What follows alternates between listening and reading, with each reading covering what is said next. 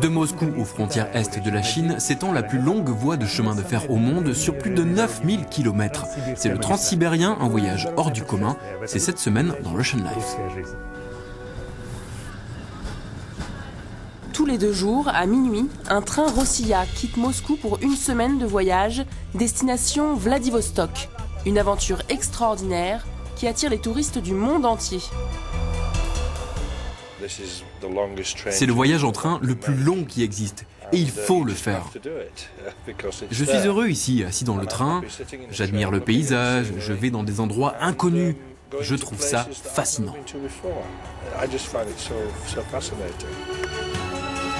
C'est comme un chez-soi loin de chez soi pour les centaines de passagers qui dorment et mangent dans ce train, dans un confort sans prétention et qui profitent de plaisirs simples.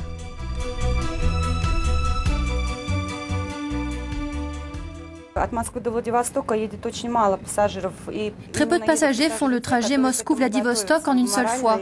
Et ceux qui le font doivent être préparés mentalement et psychologiquement. Une semaine entière dans un train n'est pas forcément évident, mais nous faisons tout pour rendre ce voyage agréable. En première et seconde classe, ce sont des compartiments individuels qui peuvent accueillir 2 ou 4 passagers. Une option prisée pour les voyages d'affaires et par les touristes qui préfèrent rallier les grandes villes russes en train plutôt qu'en avion.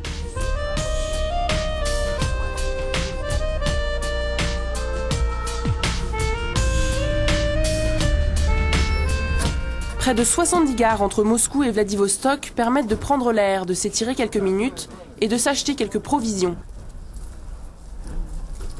Certains touristes, et ils sont nombreux, décident de s'arrêter et de visiter les grandes villes qui longent le Transsibérien avant de remonter dans le train.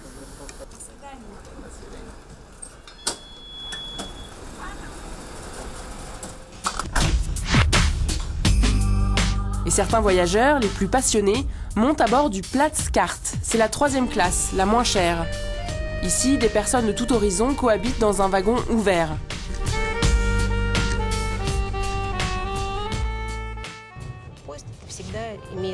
Un voyage en train est propice à la réflexion pour penser à toutes ces choses auxquelles on n'a pas le temps de penser d'habitude.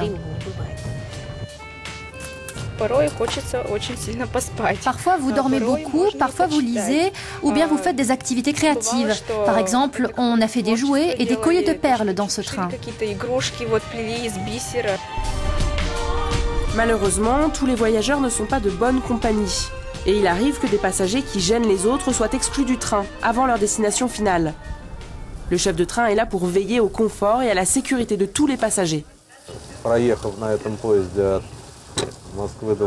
Vous pouvez apprendre beaucoup sur la Russie en traversant le pays de Moscou à Vladivostok. En observant les passagers, surtout les Russes, et en essayant de les connaître, vous comprendrez mieux notre mode de vie et ce qu'on appelle la mystérieuse âme russe. Beaucoup de touristes s'arrêtent dans la ville historique sibérienne de Yekaterinbourg, puis quelques jours plus tard dans la ville d'Irkoutsk, d'où ils peuvent admirer le lac Baïkal, avant de se diriger vers le sud, vers la Mongolie et la Chine. Certains poursuivent même le voyage vers Vladivostok. C'est la plus grande ville portuaire russe sur l'océan Pacifique. Mais quelle que soit la destination, le Transsibérien est une expérience à ne pas manquer pour tous les amoureux du voyage. C'est la plus belle épopée qui existe à travers toute l'Europe et l'Asie.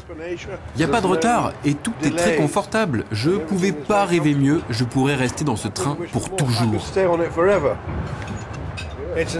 C'est parfait, en plus nos femmes sont pas là.